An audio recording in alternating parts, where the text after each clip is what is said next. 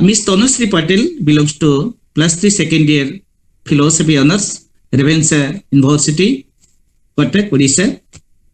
Ms. Tanushree has already presented her paper on the substance, on the concept substance in National Students Webinar competition, and she was also judged first in National Students Webinar competition. Congratulations to Ms. Tanushree. And her last talk was very interactive and interactive. Today, Ms. Tanushree Patel is going to reflect upon her topic on my experience with philosophy. My experience with philosophy, it is a very beautiful topic chosen by Ms. Tanushree Patel, and I must offer my congratulations and my best wishes to Pramod Kumar Das for supervising all the papers and for guiding such brilliant students. And now over to Ms. Tanushree Patel to reflect upon her scheduled topic, my experience with philosophy. Over to Ms. Tanushree. Thank you, sir. So, Please good unmute evening, your everyone. video. Okay, please unmute your video. Unmute your video. Tanushree, please unmute your video. Thanks. Sir, am I visible? Yes, visible and audible also. Thanks. Okay, sir. Thank you, sir. So, good evening, everyone. All the highly respected juries and every sir and madam present in this webinar right now. So, I chose this topic because I have already started my journey with philosophy, and my journey with philosophy is going very smooth. So, it's something happened like this that I entered Ravenshaw University uh, with a hope to take admission in psychology honors. So at our procedure of admission, there was certain changes in the rules and regulation, and it unfortunately I couldn't get admitted in psychology. So I had to go with philosophy, but I had no such plans of going with philosophy. So in my first year, I was like very much mark oriented. The only aim I had was to score good marks, and I had no interest in the subject. And even the subject was very complex for me. I was in a state that if anyone comes and asks me what is philosophy, I might run away. I was in such a drastic situation. It was very traumatic for me that being a student of philosophy, I wasn't able to answer what exactly is philosophy. And even knowing about that subject didn't bother me so much. The only motto I had was to go with the flow and just to pass all the exams, all the sems. But then luckily, I don't know, should I say luckily or not, but lockdown was a blessing for me because that was the time when I got the period to realize myself what I want, and that was the period when I was totally away from all kind of stress and all. And at that moment, we had ethics as in our third semester. So classes began for third semesters, and it were all online. And the first paper that we were taught was ethics, and there we had Immanuel Kant's deontology, or what, and also his rigorism.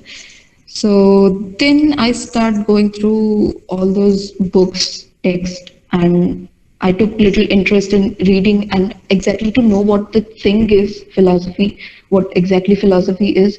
So we started with Immanuel Kant, and I still remember Immanuel Kant's three maxims that actually changed my life. And what I am today, right now, is probably because of those three maxims. And the first maxims of Immanuel Kant says that only act on those maxims which can be universalized, that is, on which you can act as well as expect someone else to act. And this now how does this maxim act on my life? So if we take the negation that is concealed within this maxim, is that if I do not accept any act for myself, I cannot accept it even for others. Like, if I do not accept a harm for myself, I must not think of harming someone else. So that influenced me to turn into a vegetarian. 2 years ago, I was a non vegetarian, and now I turned into a vegetarian just because of this maxim, and I'm very proud to declare this. And then comes his second maxim, which says that treat humanity as a end, not as a means. So this is the reason why I'm not self-centric now. I cannot say it being so particular and being so confident that I'm not self-centric. At some period of time, yes, I do act like egoistic, but at least I have learned not to prioritize myself so much before thinking about myself. I do think about someone else's feelings, someone else's mindset, and all. So that is how I have learned not to be self-centric. And then comes his third maxim, which says we must obey to the moral laws. So yes, I do, because since like we all have a tendency that when we learn something, that something is good or bad, when we learn in ethics that one thing is good and one thing is bad, gradually a moral obligation comes which says that we should avoid the bad and we should perform what the good is. So that is how I generated urge to accept all those moral laws, to obey all those moral laws. And this is how the three maxims of Immanuel Kant changed my life. And then one more thing that I want to mention is, for a student during the period of lockdown, it was the time when our studies was totally fluctuated. Like there was no certainty what things were going on during that period. And the theory that kept me engaged with my study, even during that ups and downs situation, that is his Immanuel Kant saying that duty for duty's sake, his theory of duty for duty's sake, that kept me going with my studies. So that was how I could engage myself during my studies, because as a student, it becomes my duty to study no matter what the situation is. So this is how I began philosophizing my own life with such little maxims of Immanuel Kant. And gradually then I started going through more and more philosophical texts of different philosophers, like of Socrates. From Socrates, one thing I would like to say, that from Socrates I have learned to be determined, to devote myself for philosophy, because the way he devoted himself for philosophy, didn't even care about his own life, that really inspires me a lot. And that by knowing that, I have become a diehard fan of Socrates. And the next thing that I explored was Advaita Vedanta, because since in our third semester we had Advaita Vedanta in our course. So I went through it and I was totally impressed by Shankaracharya, the way the way he philosophized, the way he put forth everything so logically, the way he talks about, the way he throws his metaphysics is just outstanding. Though I have not learned so much from Advaita Vedanta, but I have learned little to at least implement something in my life. And that is how I'm inspired from Advaita Vedanta. Actually, if I say the reality is that I'm not so much influenced by Indian philosophy, but the reason is that, like, I have not explored myself yet so much into Indian philosophy, and but I dare to do so further, and I aim to do something good in the field of Indian philosophy. So I'm not daring right now to experiment so much taking Indian philosophy and focusing a little more in Western philosophy. So basically, it can be said that I'm way more influenced by Western philosophers than Indian. But there is one philosopher that is Swami Vivekanand, whose whose inspiration is like outstanding, because he always talks of youth and determination and courage. So that is what I have learned from Swami Vivekanand, to be courageous in all the situations, and to be optimistic in all the situations. And then I want to say one thing, that the more and more I explored myself to philosophical text, since it's just my beginning, the more and more I explored myself during this period of 3 years, that is my whole graduation years. I could find that philosophy is not something just an academic subject for me. It is something more than that. And I believe it's a lifestyle for me right now. And why is it a lifestyle? That is because philosophy becomes a practical subject when we start reflecting upon it. So I think as a student, we must not limit ourselves to only those theories, because accommodating and just understanding those theory is not important for us. As a student, we should reflect, because the moment we start reflecting upon those theories, it becomes practical. Now, how it becomes practical? Because the moment we start reflecting, we start querying within us about those things. For example, when I studied Immanuel Kant, which says that we should not treat humanity as a means, rather we should treat it as a end. So as a student, I don't think we should just accept it just because Immanuel Kant says that. Rather, we should reflect upon that, because the moment we start reflecting, questions comes from within, and that makes us a philosopher.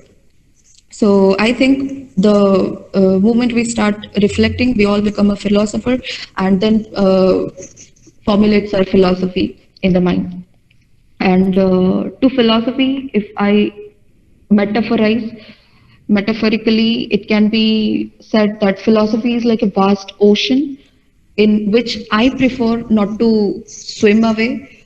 Rather, I want to just sink deeper and deeper to gain more and more essence of it, to learn more and more about it, because philosophy has really changed my life. The way I was some years back and I am now, right now, I can just scrutinize that those two persons are two different people. So that is how philosophy is changing my life gradually and gradually.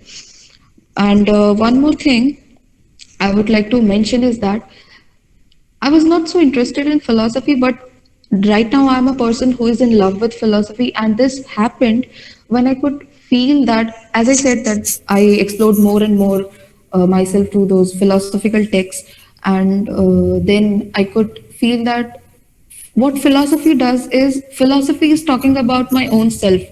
It is not talking about what Descartes is saying, what Spinoza is saying, what Socrates is saying, what Plato is saying. It's I could feel that it's all about myself.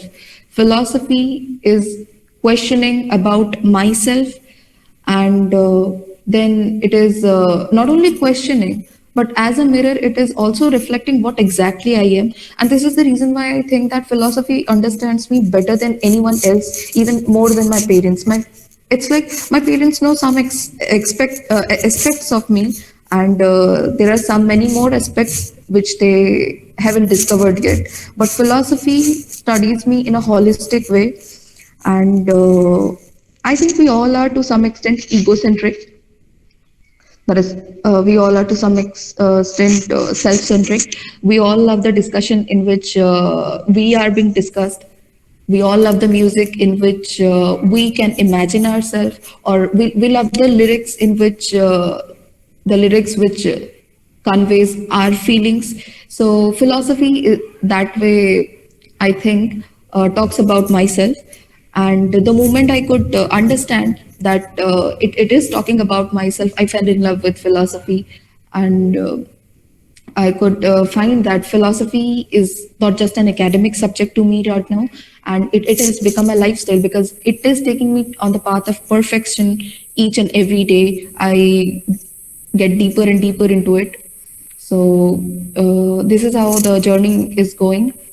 And then one thing I have listened from many of my juniors and even many of my classmates, that philosophy is monotonous. They say philosophy makes things boring. It is not so interesting like other subjects. And I believe this happens because they fail to reflect.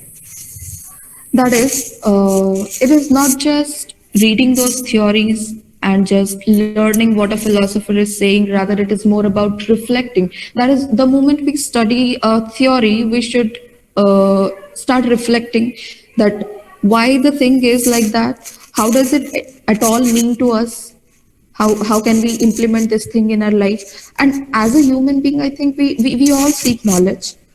We all are curious to know, and this is the reason why we exist. Because if we weren't seeking for knowledge, existence would not have been possible. So, since we are curious beings, we seek for knowledge. This is the reason I think we are able to philosophize. Because the moment we seek for knowledge, it shows that we believe in that subject. For example, when I believe that I can have certain knowledge from philosophy, I can learn something from it. That brings a curiosity within me to know about the subject. And the moment I start knowing about it, I reflect upon it, that how is it at all related to my daily life. And when when I reflect, I find myself within it. So that brings love and respect for philosophy. So this is how the whole process goes, and I think as a student, we all should do that. Instead of just understanding what the thing is, we should rather reflect it. And this is how philosophizing is. Because when a thing becomes monotonous, why it becomes monotonous is that why would anyone care what is Socrates saying, what is Plato saying, until and unless we find our own interest in their talks? So I basically believe in reflection and taking everything to a practical stage. So this is what has been my perspective for philosophy. And now talking about perspective, I can say that I don't know, I am I that I am being too audacious to claim this, but I think that philosophy, if we take it in a figurative way or in a diagrammatic way, it can be said as such that philosophy is like a huge ball placed in the center of a room, which represent the ball represents the vault, and the four people standing in different corners of the room are the philosophers who are just absorbing different aspects of the that ball, that huge ball in the room. So this is how I describe philosophy to be. And I want my teachers that are present over here, that if I am wrong, please rectify me after my speech. So this is how I imagine philosophy to be. And since I haven't experienced so much about philosophy, there is yet more to experience. I won't say anything more, but one thing I would like to say is that when I took the initiative to study philosophy, I had my teachers at my back to support me. And I think I'm really blessed that Ravinsha has given me such great gems. That is, in my university, I have Professor Patita Pavan Das, Professor Himanshu Samad Sekhar, and Nandini Mishra. And I think I'm blessed with all these teachers. And this is the reason why I took interest in philosophy, because when I put effort from my side, even my teachers were there for me to put the effort and hold my hand. And as I'm getting older and older in this discipline, I am meeting many more new teachers, and I'm really blessed for that. Like coming in contact with Pramod sir, and via this webinar meeting teachers like Rao sir and Kailash sir is really a blessing. So I think philosophy is all about reflection.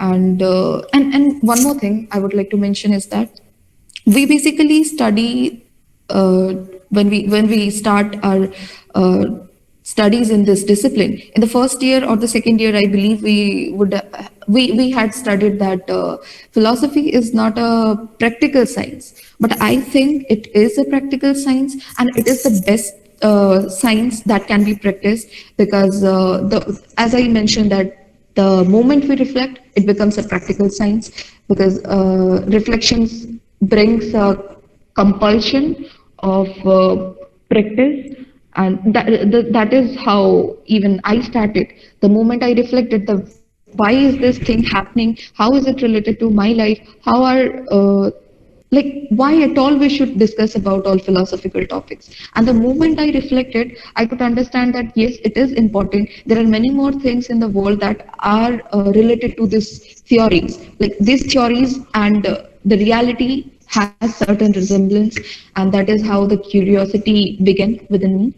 And now I am just ready to devote all my life. I am devote myself for philosophy, and I have the aim to serve philosophy as long as I can. So this is how I have started. The journey has been going well till now. So that's all. Thank you for the time. Okay, thanks so much, Tanushree, for your wonderful reflection on your experience with philosophy. Really, it is a good time to listen from you regarding how a student has loved philosophy, has a student has reflected upon the philosophy and philosophical learning. You have also honestly said that how you have been blessed by taking philosophy, how philosophy has changed your life and lifestyle, how the pandemic has given you opportunity to go through different texts of philosophy. You have learned philosophy, you have loved philosophy, and you have also got courage to go ahead with philosophy. You have studied Immanuel Kant's postulates of morality, which has helped you to philosophize. You have studied Socrates, you have studied Advaita Vedanta, which has impressed and influenced you to make your life, to make your perspective integrated. You loved Swami Vivekananda's philosophy, which has inspired, which has given courage and the the opportunity to determine something. And you have taken philosophy as a lifestyle. You have not accepted philosophy as a monotonous study. You have accepted philosophy as a challenge, philosophy as a lifestyle, and you have reflected upon the theory. By reflecting upon the theory, you have learned how to lead your life, how to learn more and more, and how to make your life very practical. So today we are very fortunate to have a brilliant student like you who is ready to reflect upon all her experience with philosophy with us. We must offer our gratitude to Professor Pathidavan to build such a student who can share her experience with philosophy. Thanks so much, Tanushree. Now it is open for discussion. May I request our learning audience to have some questions or have some interaction with Ms. Tanushree. Professor Ghosh sir, Ranjit sir, Ranjit sir. Yes, yes.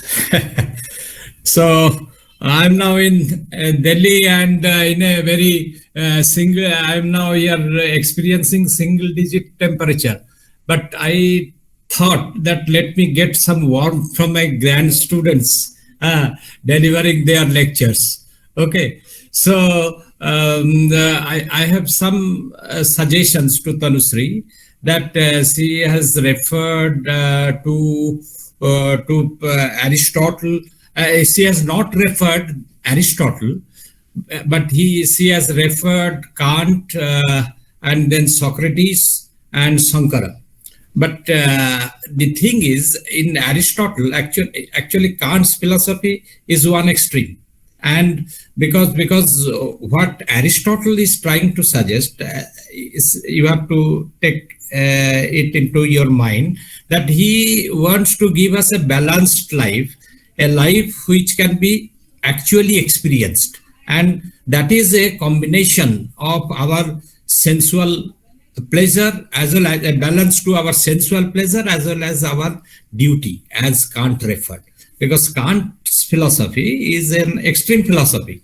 So in Aristotle, actually, we get this balance, and that is in his eudaimonia or perfectionism that we get this type of situation, and that is the Aristotle's idea of good life. That is actually the most important thing. These days you have access to all the internets and you can find out many articles on good life, but they are actually, you will find a balanced personality and balanced life.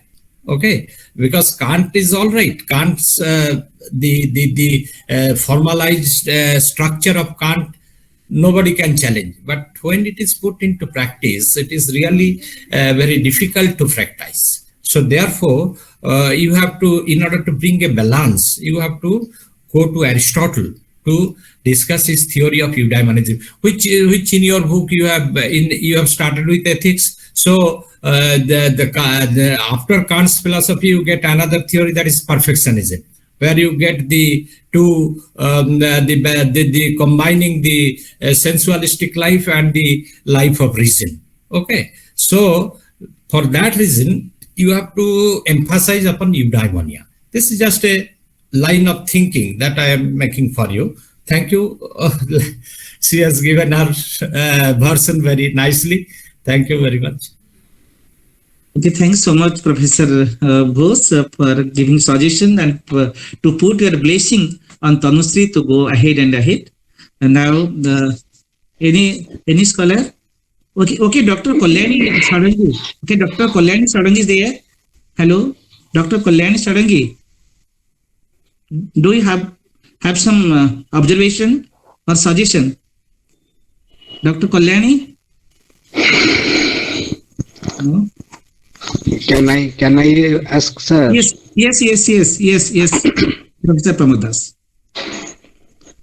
I first congratulate Tanusri for delivering extempore talk, because in extempore talk, the speaker is the author, because he speaks on the spot without any script. Whatever comes to mind, she or he speaks. So he is the only author. There is no script, no preoccupied thoughts. It is spontaneous. I have one clarification. You uttered one sentence that philosophy is the way we live, lifestyle. It's my lifestyle. And you uttered another sentence, I don't like Indian philosophy. So, or I have not read Indian philosophy. You said this sentence. About Indian philosophy, you said something. That you don't, Sir, that you are not acquainted. Yes. Please clarify it. Yes. Yes, sir. I said I have not yet explored so much about Indian philosophy because I don't dare to do so, because I think I need to start it from the beginning, right from understanding what exactly Yes, Tanusri, listen to me. This is my question. If you are not being an Indian, if you are not so much serious about Indian philosophy and you are speaking at the same time the style of living, then naturally you are inclined for the Western way of living. Do I mean so or not? Just clarify me. What is your intention? You should have a complete knowledge about all the perspectives of life. If you claim that you have not explored it to the culture of our land, our philosophy, then which type of lifestyle you are talking about? This is my query to know. Actually, by chance you told that or you mean that? Because in extempore talk, it happens. If you really mean that, please explain me. That is my question. Sir, actually, the thing is something like that.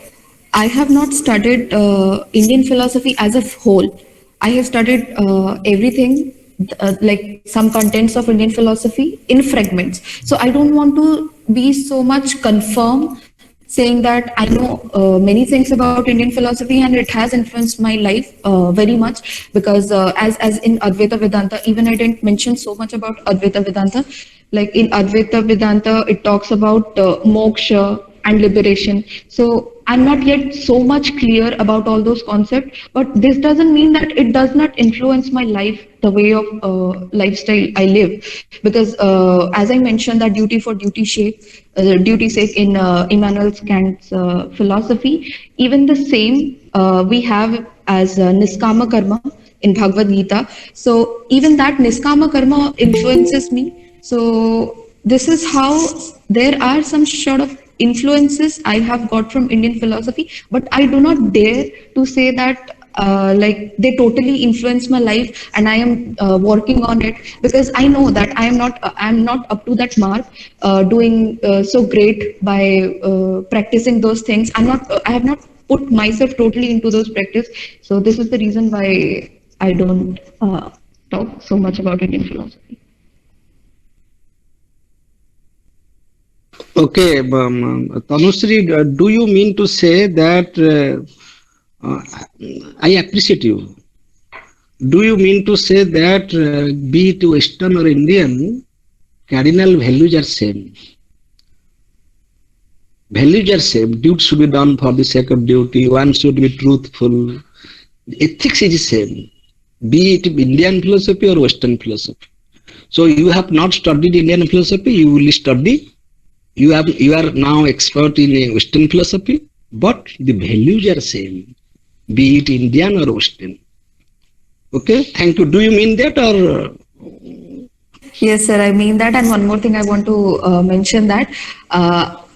Yes, I said that I do not dare right now to go with Indian philosophy so much, but further Thank I'm you. looking for. Yes, sir. So further I'm Thank you. looking for Thank you. to. Thank you. Thank you for your honest response. Okay. Anyone to interact with Tanushree, or we have to go to the next speaker? Okay. Thanks, Tanushree, for your